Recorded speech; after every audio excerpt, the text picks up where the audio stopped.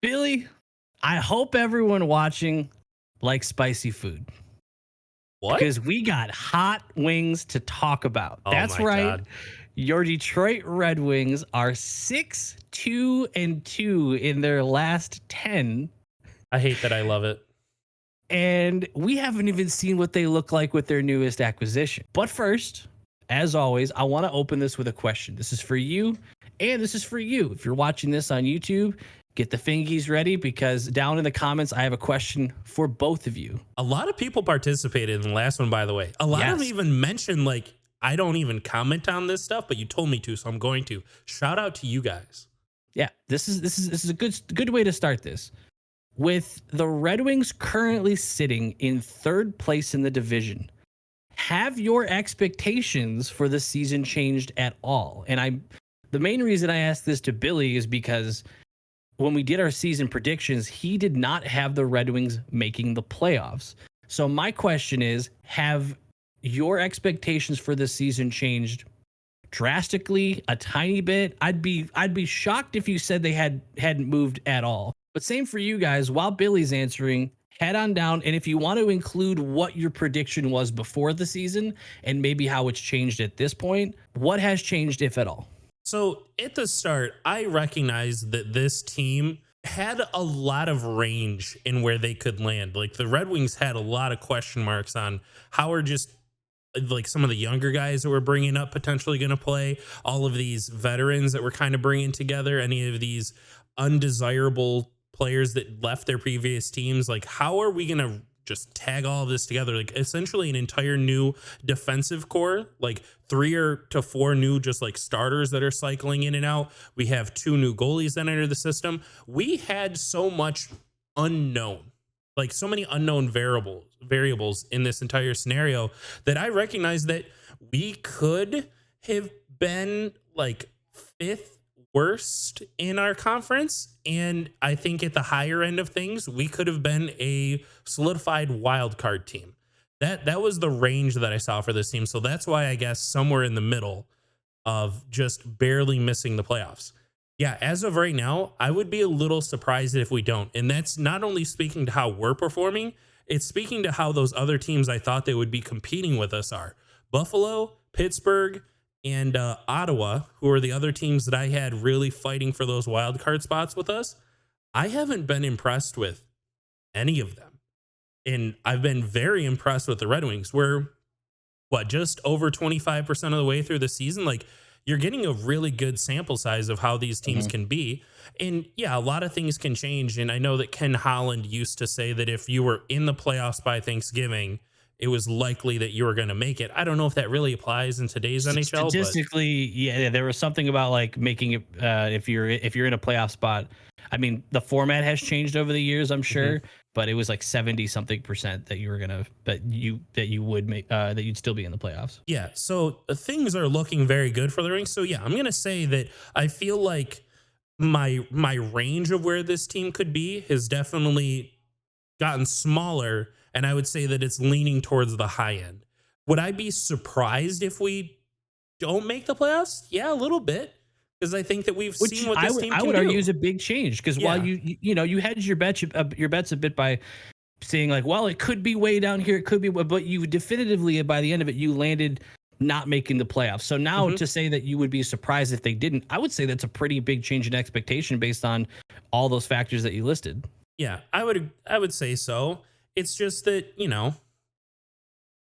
I haven't seen anything else really across the league in the same spot as us that makes me think that over the next 50 games they're going to overtake 10 points on us. This team's going to be a little inconsistent and we've seen that so far. We've seen the good days, we've seen the bad days, we've seen what happens when you're trying to cycle 3 goalies. Right now we're experiencing a pretty cold Huso.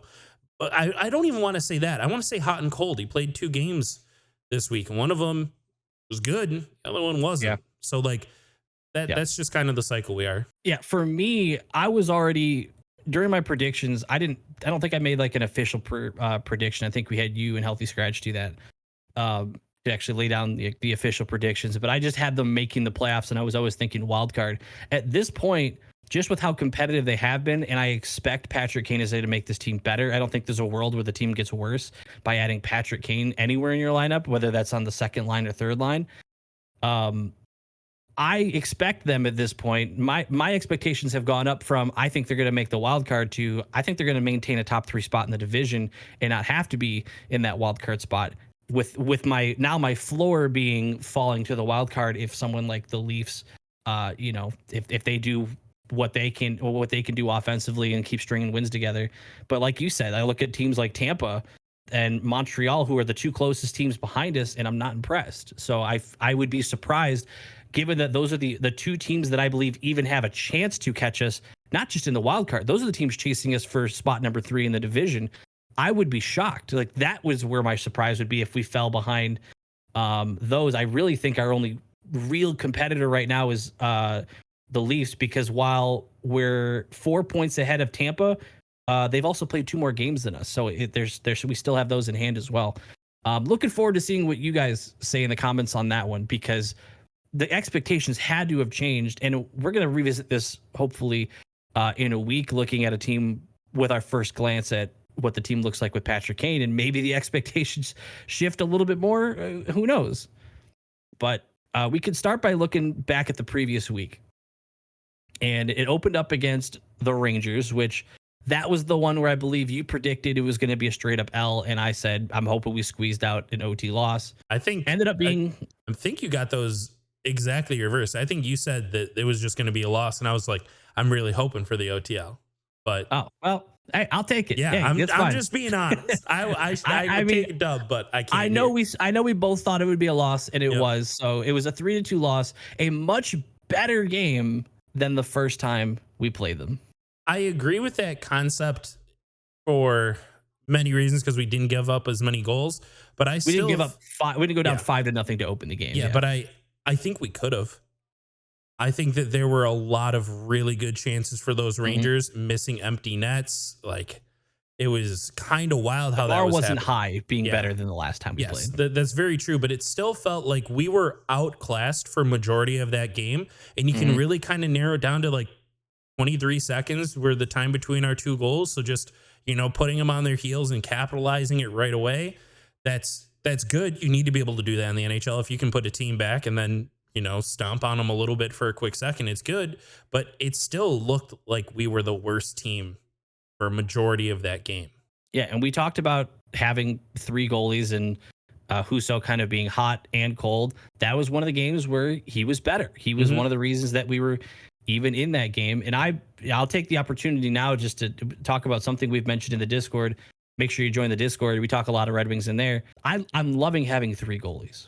This is not something that has been familiar with the NHL. It's usually you've got 2 goalies, and if you're down one, you pull one up that you hope you don't have to use. The Wings are in a position right now where they're cycling 3 goalies, all 3 of which, and this could speak to a little bit of my expectations on Husso being lowered for the year, but all 3 of which I can go into a game and feel like, all right, it's a Lion night. All right, it's a Reimer night. All right, it's a Husso night. I like that we can take that burden off of Husso, because clearly this is not, from what it seems, this isn't going to be the year you'd want to have to rely on him for as many goals. And we'll have to go back and look at our over-under prediction of how many games we thought Husso was going to play. That number definitely is going to have dropped with how much confidence I would imagine Lalone and Yzerman have in the 2 other goalies they picked up in the offseason. Yes.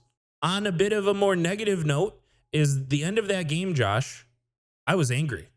I was very angry watching our 6-on-4 just shooting themselves in the foot. And I'm a broken record. It feels like every week I'm able to say this. Take what a defense gives you on the power play. So in that game, I believe Seider scored from up top on one of the power plays, and we took away Shesterkin's vision. And then on our next goal was a Fabry shot, correct, that he also couldn't see again.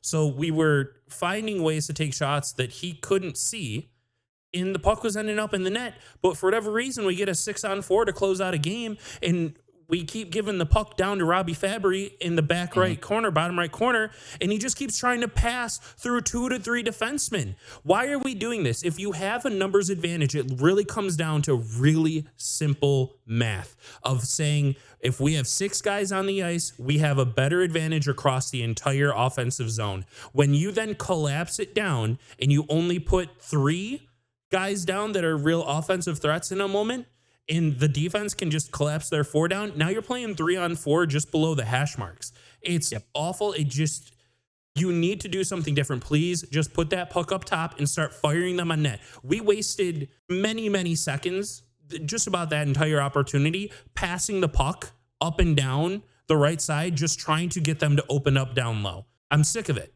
I'm sick of us not adapting to penalty kill strategies used against us. Because when teams do this, they trap us. That was another thing we struggled with late in the game. Rangers trapped us again. And when we're facing this trap, we clearly see where our team can struggle offensively. And I don't know. I don't know how many more times we can say it, how many different ways we can say it. Do something different. Well, something that didn't make Billy Big Angie is we immediately came back to play Chicago. And honestly, the most important factor of that whole game, Bedard got an assist. I know. And it was pretty sick. He shot the puck. It was saved. It went to the back of the net. Bedard, in his high hockey IQ, recognized the scenario playing out in front of him, took Lyon out of the net, scared Lyon so much in that scenario. Lyon left the net. Kill the meme. Kill the meme. Okay, too much. They've seen enough about. I'm sure it was headlines across the NHL for 3 days after he got an assist. But the Wings absolutely destroyed the Chicago Blackhawks, and it just felt good. There was a little, and we talked about this in one of our last videos. It's one of my teams that I still love to beat, no matter what. It's one of my favorite teams just to get to catch a win against. And it was the day after. I think it was the day after, or maybe the day of, whatever it was. It was the closest game to when the Wings had signed Patrick Kane. So there was a little bit of an FU with it. It's like, we got signed before the Rangers. What's that? He was signed before the Rangers. This was back-to-back days, yeah. Whatever. Within 24, it doesn't matter. Within 48 hours, we signed one of the greatest players in their team's history, and then we go in and we stomp them 5-1. Yeah. So that felt fantastic. From top to bottom, it felt like the Wings were in control. A couple stutters here and there, but it was cleaned up pretty quickly. What'd you think of that one? I really want to talk about Lyon with this one because, we were just the better team. And honestly, it kind of looked like the Red Wings got a little bored. I'm pretty sure some of the goals they were scoring late, they weren't even celebrating. They just recognized that this was business. This is something they should be doing rather than being something to be too excited about in general. But Lyon was tested with a lot of shots. I'm not going to say any of them were too scary, but he's facing high volumes of shots, and I trust him. I know that he got a little over aggressive on the one, and that's going to happen, but sometimes it's kind of live and die by the aggression with goalies. It's going to save you sometimes. Him being able to be so aggressive will, but I feel very sound with him in the net. And I just got to ask everyone, is Fabry's goal the goal of the year? I know we're 25% of the way through, and I feel it's like at least got to be the Wings goal of the year. Yeah, at minimum so far. Yeah, the Detroit goal of the year.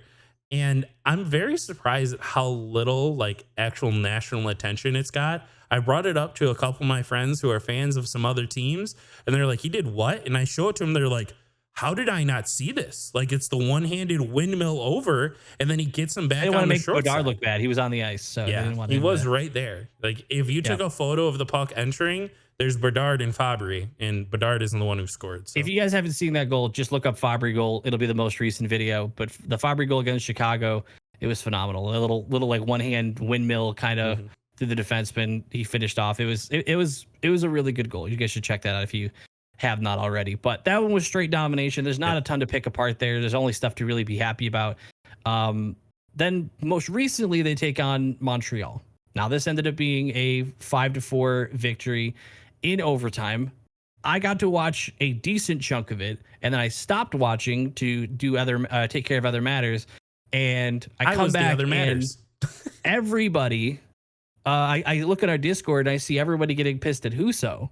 So maybe you can fill me in more on what may have happened there. So I hate to let the elite Red Wings fans down. I also had a bit of a situation yesterday that I was unable to watch a lot of that game. But what I did see was not in agreement of what I've seen the narrative being shared in our Discord. I don't think Husso had a good night. I think I wouldn't go on to say that that's what I'd like to see out of him every time, but I did not see too many damning moments out of him. I saw a team that started Lord to Venom look is typing right now aggressively in the comments after you say that. Yes. I think I saw a team that got a little comfortable and potentially played down a little bit to their opponent. What I really got to watch due to the situation was overtime. And Josh, we don't like to control the puck. We did the entire time, but there were too many moments that it could have just gone the other way. And there's one that highlights it. And I know we all love him, but Cat got so lucky. There was not a 2-on-0 in overtime against us because he didn't want to take the puck outside of the blue line. He was getting harassed. He was walking the line. I did see that. Yeah, he tried that little back pass, and I honestly, I can't remember everything that it hit, but it ends back on Larkin's stick. And man, just take it out of the zone. Take that puck out of the zone. I know it ends up being good, but I mean, I'm happy they got the win. I'm not going to dig too deep into it because an OT win in Detroit is so rare. I'm not even going to get picky anymore. I'm not even going to get picky anymore. Yeah, because at that point they were being consistent with the decisions they make, but at least they found a way to win it. The Wallman Selly. I love it. I hope it doesn't I love go that away. Ken Daniels was able to identify it. Instead of just saying what a Selly, he's like the What gritty. But the way he said Selly in the first one's so good. I would have liked it better, but his mic settings were all messed up in the first one. It's hard to listen to. But yeah, I mean, coming out with a big win against Montreal, it sucks. It seems like it came from a little bit of a collapse because they had a pretty good lead at one point, and they unfortunately, they gave up a point to one of the teams that, I mean, there's still plenty of season left, so you gave up a point to a team you shouldn't have that is technically trying to chase you right now. But this is still the result. This is still a week. That was also the first game back with Larkin, which, if you haven't heard about that situation, look into it. Nothing but thoughts and love to Larkin, his family, his wife, everybody affected by that. It's terrible. But glad to see he's back. Glad to see he was looking good. Glad to see he wanted to get back to get back to work and be a part of things. And he looked good out there. No complaints from the captain. But he's gonna have a new teammate starting hopefully next week with Patrick Kane. You're hoping that he starts in one of these games. Are you thinking you have an idea of when that might be? I'm thinking it's going to be Buffalo. That's what everyone has already been kind of alluding to. Like from the day that he signed was like, not this week. That was kind of it from like the get-go. It's not this week, which then surprised me because like you had a decent amount of time until Saturday. And a fun little thing for you. I know you weren't able to watch the game, but he was on, I believe at the start of the second period, talking to Ken and Mickey. And for one of the practices, he was put on the PK. Like, so he's finding his way. He's not actually going to be there. They just needed, him to get into the flow of a game and like scenarios and stuff like that. So like he was there and they got to joking a little bit and talked about how his like only shorthanded goal was like in a game 5 playoff win over the Predators years ago. But then on top of that, he was like, it was an empty netter, so it's not even a real shorthanded goal. He's like, I don't even know why I was out there. So like, he's getting more involved. I think it's going to be Buffalo. And to talk about Buffalo, man, I've seen across some Twitter pages, and I even shared it on our Twitter, is that for whatever reason, again, guys, the same way I feel about Ottawa in like, why do you guys hate us? Buffalo seems to have the same thing. Like they just talk about the Yzer plan like relentlessly and how just things aren't working and they're not going to work out.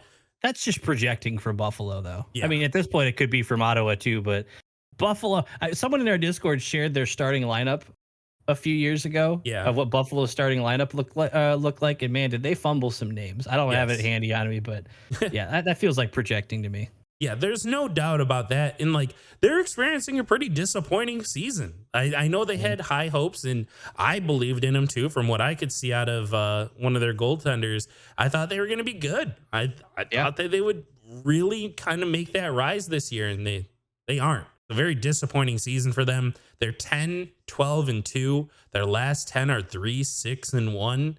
I mean, if Which I'm is seeing really those good news numbers, for trying to get Kane mixed in. I mean, Yeah. if you're gonna try to get, I would like to see Kane succeed in the first. I'm glad we're, if he is coming back in that game, I'm glad we're not opening him up against like Boston. yeah, Like, I don't want to put him in that scenario. Like, I want him to have a good welcoming. I want it to go well, not just because I want the team to go well, but I want him to go in and feel like confident. I want there to be some confidence there coming in off the injury. I hope he does play in the Buffalo one, because I'll be really interested to see what Buffalo's reaction is to him being there. I know they thought they were in the mix, but with how their season has gone, I'm not at all surprised that they weren't really in the talks down the stretch. yeah. With it being his hometown, I believe when he was with Chicago, whenever I would see those games, they would always talk about how he would just kill the Sabres. Like he just performs so well there. So yeah, let's just hold him off. Let's put him on the PK in practice and let him loose in his hometown. Yeah, and by the way, before we move on to the next game, especially if Kane is listed as starting in that game, we will have a watch along for that one. So if you want to join the party and we can all watch Patrick Kane's first game, we will have it for that one. I'm predicting a win against Buffalo. Yeah, it should be. Following that is a game against San Jose, which your first instinct should be, and probably is, San Jose is garbage. They've been garbage all year. Look at their record, 6, 16, and 2. But then you look at their last 10. They're better than Buffalo. 4 of those 6 wins, most of their wins have been in their last 10 games. Yeah. 4, 5, and 1 in their last 10. Is this a trap game? Is this a trap game? It is absolutely a trap game. This is like the definition of it. The worst team in the league. When you look at the roster, when you watch them play, they are the worst team in the league. But you have seen them now come out against the Devils and win 6-3. The Capitals win 2-1. In Vancouver, they win 4-3. Those are just like 3 of their more recent games. I believe that's in their last 5 or 6 games. Yeah, absolutely a trap game. So you've seen a couple of these teams go in and underestimate them. And the Devils giving up 6 goals is crazy. Them scoring 4 goals against Vancouver is crazy, and holding Washington to 1 goal is crazy. So you can look at each one of these and see something that just is surprising in that matchup. So I'm really hoping that these Red Wings that have kind of played to the level of their opponent so far this year, I would say that's one of our growing tendencies, is like we step up against Boston, right? And then we step down against Montreal, and you're like, how are you destroying Boston and losing Montreal? Like, doesn't really make sense, but that's just how sports go. And they're still a bad team. The Sharks are a bad team. We should beat them. I'm really thinking you give Reimer the game. Oh, if yeah. Reimer's Yeah. feeling it, I think you give him the game to look at them and be like, it was your fault. It was your fault why I have that stat line last year. It was you guys. You all suck. Well, okay, so who do you have, just to go back really quick, who would you put net against Buffalo? Line. Okay. Because that leaves us for then when we get to Ottawa, I'll be interested to hear what you pick then too. But okay, so for San Jose, I'm a trap game fearful person. I get nervous on trap games, no matter how good my team is. Those are the games that make me feel, they kind of make me a little itchy. I get a little worried, and but to make you feel any better, because this is what makes me feel better, is that they are tied exactly with the team we just beat 5-1, Chicago Blackhawks. So we just faced a team of an equivalent badness in the standings, and we dropped them completely. So hopefully that's exactly what we do this time. So I am predicting a dub against the Sharks. Do you ever think that sometimes we're too similar in our opinions, and you just got to throw a wrench out there sometimes to break the monotony? And no, I feel like we disagree on a lot of stuff, but at least with this. All right, well, we're gonna agree here, and I think we're gonna beat the Sharks. Following that one, we're playing Ottawa again. And this kind of feels like it feels like it doesn't matter at this point. This is turning into a rivalry where it feels like it doesn't matter how each team is doing. It's competitive. Mm-hmm. We saw it in Sweden, but that was a pretty bad stretch we had in Sweden. We've been a lot better since. They are currently 9-10. That's it. No OT losses.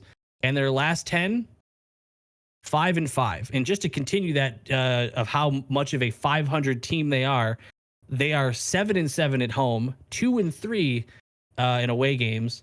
And even though they're in last place in the division, their goal differential is +1, so also almost completely even. They are so down the middle. They are the definition of mid.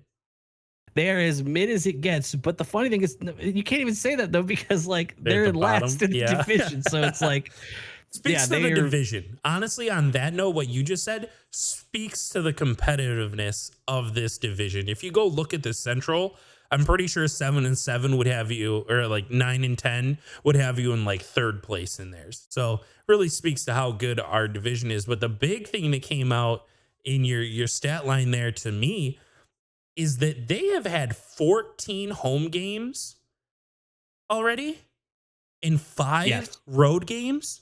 Yeah, they have played 14 home games and only 5 away games. Granted, one of those home games, I believe they were listed as the home game in at least one of their Sweden games. So like they did count that as a home game. Yeah, and I believe they're listed as away in the other. I think that's how all the teams agreed on it, just for the fairness of the scheduling for their own home arenas. But Josh, if you had 14 out of your first 19 games at home and you were 9-10, would that concern you? Oh yeah, for sure. If we have that many home, and especially because it's going to even out, you're going to have a ton of away games coming up. Yeah, I would be concerned. But I mean, as for what it means for this week against the Red Wings, like if I'm an Ottawa fan, I really like how we played. I'm upset that we blew our lead against the Wings, but I'm feeling this is going to be one, especially if we win the first 2. This is going to be one where I think it's either going to be a loss or an OTL. Like this is where, for whatever reason, just the way we were playing against Ottawa, I don't think you're going to, if they come out and kick our butts again the way they did at the beginning, I don't think you're going to get another miraculous down 4-0 comeback. You can't keep banking on those. And this is why I think it's so interesting who you would put in net, because I think that could have a pretty big influence on it. If we have a solid game in net, I like our chances, but we did not have a solid game in net, at least in the first period when we, went down 4-0. It was tough. It was really tough. And if you're saying that you would go, I mean, how do the days of the week line up for these? Like how much time is there between San Jose and Ottawa? If you're going Lion against Buffalo, Reimer against San Jose, I mean, is Husso getting the week off? I mean, we have people on our Discord that have literally said, give Husso time off. Like we need to bench him for a bit. So I'm sure some would be totally fine with that. But are you one of those? I am seeing a Tuesday, Thursday, Saturday. So there's always a 1-day break between all of the games. I mean, it's kind of one of those situations again where I don't think you're necessarily going to make a wrong choice, but if it were my call based on the things that I do know, it would probably be Lion. I think next week I go Reimer and Lion for the games because, but Husso didn't even have a bad one. This is the problem. This is the good problem to have, is that for us, when we're not able to see practices and we're completely judging how each goalie is going to perform based on how they have in games, like I could absolutely see Reimer not getting the San Jose game. I could see that going to Husso. Realistically, yeah. Like my heart says give Reimer the revenge game, but we're not going to put revenge games ahead of getting 2 points, right? Right. So I could absolutely, I would see the most realistic way this week goes down is Lion, Husso, Lion, because I'm just judging off what we do know, what we can see is that would be the pattern that I go, and you would give Lion this game against Ottawa because Lions just look solid. I can't remember a bad performance out of Lion.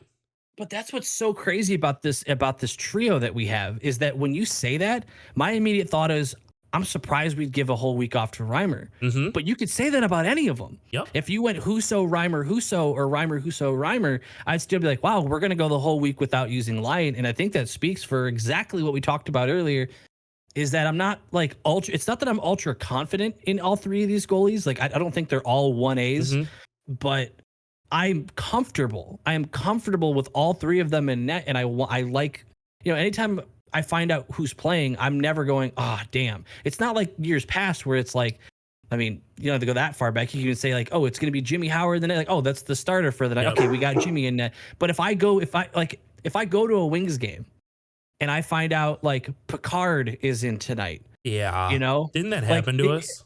It's kind of like a bummer where you're like, oh, our backup's in. If I go to a Wings game tomorrow, any three of the names, I go, oh, cool, that's who I'm watching tonight. Yep. And that's why it's almost a weird spot with this trio, but I guess that's where you just have to be committed to riding the hot hand and, letting the cool ones, get their act together. But I have no idea what to expect with goalies this week. I have no idea. I couldn't even predict it if I tried, especially when you have three that could arguably play in any of them. Yeah. But again, when it comes to specifically with Ottawa, with our team matching up against them, I think we're about to see this Patrick Kane signing potentially have a huge impact here, in that I think the biggest difference on what our team can offer versus theirs is depth. I don't see the depth in Ottawa. I don't see them being able to perform. And if you're telling me that Patrick Kane could be on a second or a third line, and obviously we've already talked about where that moves other forwards in the lineup, man, like I feel like our third line could be dominant.